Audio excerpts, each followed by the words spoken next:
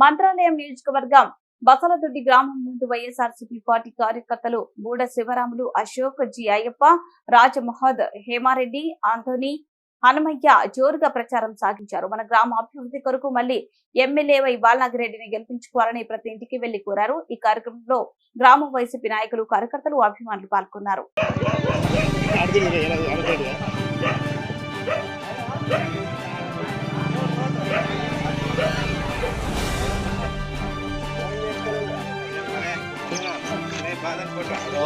అందరిదానే